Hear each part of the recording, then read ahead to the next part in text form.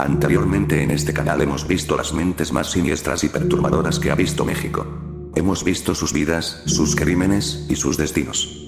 Pero ahora toca ver las mentes más enfermizas de Latinoamérica, porque la maldad no solo está en México, sino en todo el mundo. Por eso, su narrador Kaiser Terror, en compañía de sus asistentes les trae el iceberg de asesinos seriales latinoamericanos. Déjenme presentarme, soy Simón, y ahora Saki les explicará cómo dividimos el iceberg. Déjenme presentarme, espectadores, soy Saki, la asistenta de Kaiser, y les explicaré cómo dividimos el iceberg. Los niveles 1 y 2 son de asesinos seriales brasileños, los niveles 3 y 4 son de asesinos argentinos, el nivel 5 son asesinos chilenos, mientras que los niveles 6 al 8 son de nacionalidades varias de Latinoamérica. Gracias por explicar cómo dividimos el iceberg, Saki. Ahora sin nada más que decir empezaremos con el nivel 1 de este iceberg.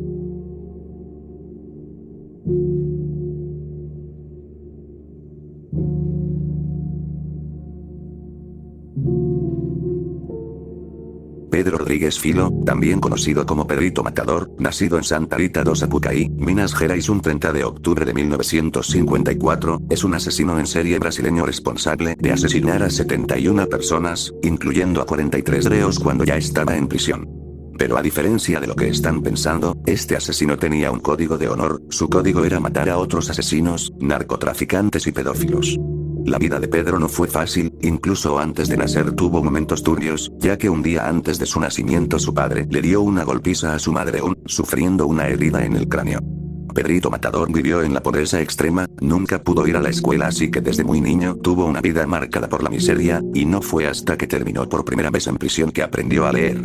Su primer crimen aconteció cuando se enteró que habían expulsado a su padre del municipio de Alfenas, por acusarlo de un presunto robo. En donde el propio alcalde del municipio de Alfenas lo acusó. Este fue el detonante del primer asesinato de Pedrito Matador. Tomando la escopeta de su abuelo mató al alcalde del municipio y también mató al presunto verdadero ladrón. Tras cometer el homicidio, huyó a Mojidas Cruces, en el Gran Sao Paulo, y comenzó a sobrevivir robándole a los narcos locales y matando a traficantes. Con el paso del tiempo, se hizo pareja de la viuda de una de sus víctimas y se encargó del negocio del difunto. Fiel a su estilo, comenzó a vender drogas, eliminó a la competencia y se ganó la reputación como uno de los homicidas más temidos del país carioca. Con el tiempo, se enamoró de una mujer llamada María Aparecida Olimpia. Pero un día la halló muerta, tras haber sido torturada y mutilada. Todo esto cuando estaba embarazada. Entonces la locura y la furia se apoderó de Pedrito una vez más, y tras averiguar quién había sido el culpable, un narcotraficante rival, entró a la fuerza a la casa del narcotraficante y junto a 4 amigos acribilló, no solo al asesino de su mujer, sino a 6 personas más. Otras 16 quedaron heridas. Y Pedrito todavía no había cumplido los 18 años. Luego se enteró la verdadera razón por la que su padre también purgaba una condena en prisión. Había matado a su madre con un machete. Así que un día lo visitó y le asestó 22 puñaladas. Luego le arrancó el corazón y lo tiró a la basura. Hasta que por fin fue detenido el 24 de mayo de 1973, donde fue condenado a 128 años de cárcel. Durante su traslado a prisión fue puesto al lado de un violador. Más tarde lo mataría dentro del recinto carcelario. Si piensan que al encerrarlo se lograría cambiar algo con Pedrito, déjenme decirles que no cambió absolutamente nada. Fue mucho peor. Pedrito acabó con la vida de 43 reclusos. Confesaría, luego, que los mataba por su pasado como asesino de criminales. Esto provocó que la mayoría de la población carcelaria lo odiara. Una vez, los reos quisieron tomar venganza y le prepararon una emboscada. ¿Y cuál fue el resultado de esta contienda? Pedrito mató a 3 y dejó heridos a otros 2 reos. En el 2003, casi sale en libertad, pero su petición fue rechazada debido a sus asesinatos dentro de la prisión. Tendría que esperar hasta el 2007 para ser libre otra vez. Pero fue detenido nuevamente en el 2011 y condenado por disturbios y encarcelamiento falso. Para este punto parecía que la vida de Pedrito Matador sería estar en prisión por toda su vida. Sin embargo, para suerte de nuestro asesino, es que en Brasil se creó una ley que declara que los psicópatas diagnosticados pueden ser detenidos indefinidamente. Ya con 67 años, y liberado, se convirtió en orador, lanzó un libro y tiene un documental. Actualmente tiene un canal de YouTube. Florisvaldo de Oliveira, nacido en Uchoa, Sao Paulo un 18 de noviembre de 1958 y muriendo en Pindamonhangaba un 26 de septiembre de 2012, fue un asesino en serie también conocido como Cabo Bruno. Fue un policía, vigilante clandestino y asesino en serie brasileño responsable de 50 homicidios y condenado a 112 años de prisión. Su apodo, Cabo Bruno, se lo dieron sus amigos cuando todavía era un niño, incluso su madre prefería llamarlo de esa manera. El origen de su apodo vino de su infancia en Catanduva, una provocación de sus amigos comparándolo con un alcohólico local llamado Bruno. En 1978 ingresó a la Policía Militar de Brasil.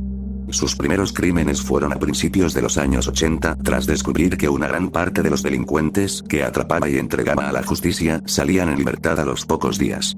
Cosa la cual lo motivó a convertirse en un justiciero. Actuaba casi siempre en su tiempo libre, en el distrito de Jabaquara, y algunos vecinos decían que en su tiempo no había tanta inseguridad. Los comerciantes supuestamente eran sus clientes, ya que se rumoreaba que lo contrataban para asesinar a extorsionadores, pero él siempre lo negó. José Aparecido Benedito fue el único superviviente de los asesinatos de Cabo Bruno. Tras recibir un disparo, fingió estar muerto y logró escapar. Los informes del periodista Caco Barcellos lo hicieron notorio, ya que fue él quien cubrió el último encarcelamiento del criminal para la prensa del Brasil. La mayoría de los tiroteos de los que fue acusado tuvieron lugar en 1982, y muchos cuerpos acribillados a balazos encontrados en la región durante ese año causaron pánico. Cabo Bruno llegaba a usar autos para vigilar la zona. Los autos que usó, un Chevrolet Chevette, Ford Maverick y un Chevrolet Impala, cuyos colores siempre fueron cambiados para evitar sospechas, pero que sin embargo elevaron su fama. Fue detenido por primera vez el 22 de septiembre de 1983 por orden judicial, tras ser acusado de más de 20 asesinatos, siendo reconocido por varios testigos, aunque confesó solo uno. El 6 de febrero de 1982, en el barrio pobre de Jardín Selma, donde fue denunciado por un amigo de la víctima, que sobrevivió. Muchos años después admitiría una veintena de asesinatos, y según su segunda esposa, las otras víctimas lo contaban por mí. Había gente que mataba y se presentaba como Cabo Bruno. Según ella, asumió, no habría mucha diferencia. En ese momento, la Policía Militar de Sao Paulo estimó que Cabo Bruno y al menos 12 policías, incluidos 2 altos funcionarios, un capitán y un teniente, serían responsables de varias ejecuciones en la zona sur de la ciudad. La policía informó además que muchas de las ejecuciones se habrían realizado basándose únicamente en la apariencia de la víctima, incluido un niño asesinado debido a una cruz tatuada en su muñeca. Para Cabo Bruno, cualquier tatuaje indicaría a un criminal, según su razonamiento religioso, y de hecho, Cabo Bruno se llegaba a basar en las apariencias cuando escogía a sus víctimas. Para cuando comenzaron las investigaciones, las pandillas de criminales que atacaba el Cabo Bruno aparentemente estaban protegidas por los rangos superiores. La recopilación anticipada de pruebas y pistas llevó al colapso de toda la corporación. Luego de 12 juicios, en uno de ellos, varios policías más acudieron a los tribunales y a la prensa, pero las pruebas fueron abundantes. Cabo Bruno fue sentenciado a 112 años de prisión. Luego de 3 huidas, la última el 30 de mayo de 1991, fue detenido en el penal José Augusto César Salgado de Tremembé. Afirmó haberse convertido en evangélico y dijo que prefería no ser llamado Bruno. En 1998, se realizó en Sao Paulo una exposición de óleos sobre acrílicos pintados por él. En julio de 2008, como pastor en la capilla ecuménica de la prisión, se casó allí con una ama de casa que hacía trabajo voluntario. En su trabajo como pastor, Lindenberg Alves, otro asesino en serie, se convirtió en uno de sus seguidores. En 2009, luego de cumplir una sexta parte de su condena, solicitó la conversión a un régimen semiabierto. El Ministerio Público del Estado solicitó un examen psicosocial criminológico, realizado en 2 etapas y con dictámenes favorables a la progresión de la sentencia, el cual fue otorgado el 19 de agosto.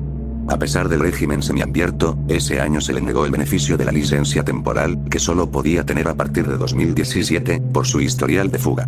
Sin embargo, el 22 de agosto de 2012, el tribunal de Taubaté le concedió la libertad tras 27 años de prisión. Además de la opinión de la Fiscalía, que se basó en una ley que prevé la liberación definitiva de los presos con buena conducta y con prisión por más de 20 años, documentos con elogios de funcionarios y de la conducta en prisión, reforzó unitariamente la decisión. Plastificó la licencia de publicación original y siempre llevaba una copia con él, junto con una lista de 10 sueños que le gustaría lograr antes de morir. En mi fuga, ellos, la policía, siempre me paraban, se quejaba en tono de broma. Ahora que tengo la licencia, nadie me detendrá. Poco más de un mes después de salir de prisión, Cabo Bruno fue asesinado de 18 o 20 disparos en el barrio Quadra Coberta, en Pindamonhangaba, alrededor de las 11:30 p.m. del 26 de septiembre de 2012. Regresaba de un servicio religioso en el municipio de Aparecida acompañado de familiares, cuando fue baleado por 2 hombres. Sus familiares resultaron ilesos. Según testigos, fueron 2 hombres los que llegaron a pie y solo le dispararon, explicó el teniente de la 2 compañía del 5 batallón de la policía militar. Probablemente fue una ejecución, pero ahora dependerá de la policía civil investigar. Como fue declarado muerto en el lugar, Bruno no fue trasladado a un hospital. Los expertos en la escena del crimen recolectaron casquillos de proyectiles de 1.40 Smith & Wesson y otra arma, una pistola automática Colt .38. Después de la muerte de Cabo Bruno, su familia subastó una serie de pinturas hechas por él para iniciar su vida en otro lugar.